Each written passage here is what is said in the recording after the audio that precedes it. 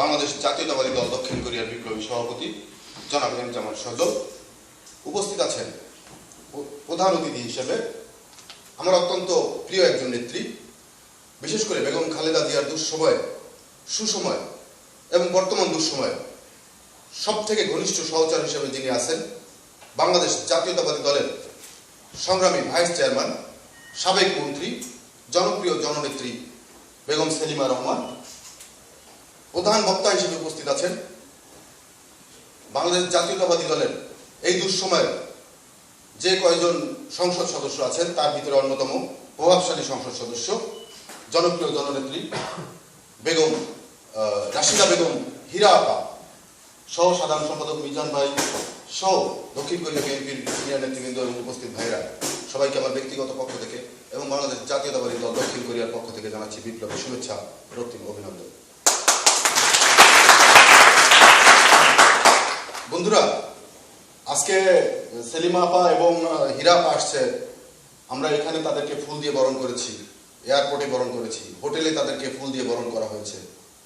যদি ওনারা সময় নিয়ে আরো থাকতো আর সবাই যদি জানতো দক্ষিণ কোরিয়ায় আমাদের জাতীয়তাবাদী আদর্শের অনেক অনেক লোক আছে, সবাই জানে না, হয়তো বা ফুলে ফুলে তাদেরকে আমরা সাজিয়ে দিতে পারতাম। এই কথাটা এই কারণে বলছি, বাংলাদেশ আওয়ামী লীগ নেতৃত্বাধীন জোট সরকারের বর্তমান মন্ত্রীরা বিদেশ সফরে গেলে পচা ডিম খায়। পচা ডিম আপনারা সম্প্রতি ইনুকে ডিম দিয়ে বরণ করেছে, পচা ডিম দিয়ে।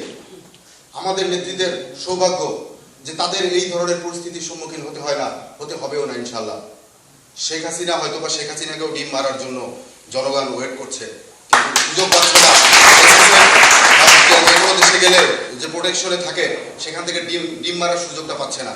যেদিন এই প্রোটেকশনটা চলে যাবে শেখ হাসিনার কাছ থেকে, সেদিন শেখ হাসিনার ভাগ্যে কি পরিমাণে ডিম জুটবে এবং তার মন্ত্রিসভার মন্ত্রীদের কি পরিমাণে পচা ডিম জুটবে সেটা নিয়ে আমি শঙ্কিত। হয়তো বাংলাদেশে ভালো ডিমের থেকে পচা ডিমের দাম বেড়ে যাবে, এত পরিমাণে ডিমের।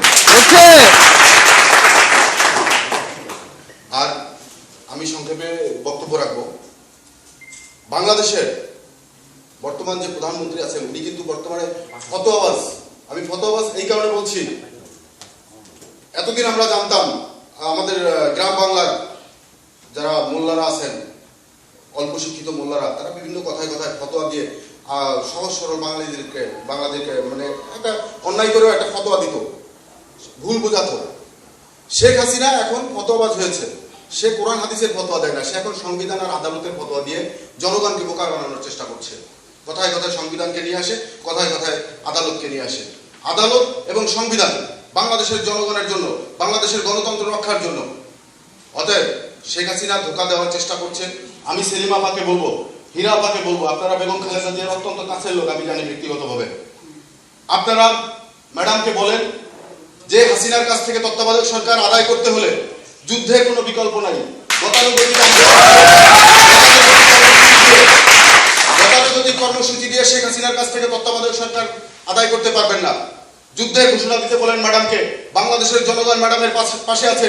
আমরা যারা দক্ষিণ কোরিয়া বিএনপির নেতাকর্মীরা আছি, আমরা আছি। প্রবাসেও বাংলাদেশের কোটি কোটি, প্রায় 1 কোটির মতো লোক প্রবাসে বসবাস করে বিভিন্ন দেশে। প্রবাসীরাও দেখবেন ঠিকই আপনার বেগম খালেদা জিয়ার ডাকে সাড়া দিয়ে বাংলাদেশের সেই বেগম খালেদা জিয়ার নেতৃত্বের আন্দোলনে, হাসিনাকে হটানোর আন্দোলনে অংশগ্রহণ করবে। সেই আশা, সেই প্রত্যাশা আমরা দক্ষিণ কোরিয়া থেকেও আমরাও অংশগ্রহণ করব। সেই আশা প্রত্যাশা ব্যক্ত করে আমার সংক্ষিপ্ত বক্তব্য এখানে শেষ করছি। সবাইকে ধন্যবাদ। বাংলাদেশ জিন্দাবাদ, বাংলাদেশ জাতীয়তাবাদী দল জিন্দাবাদ।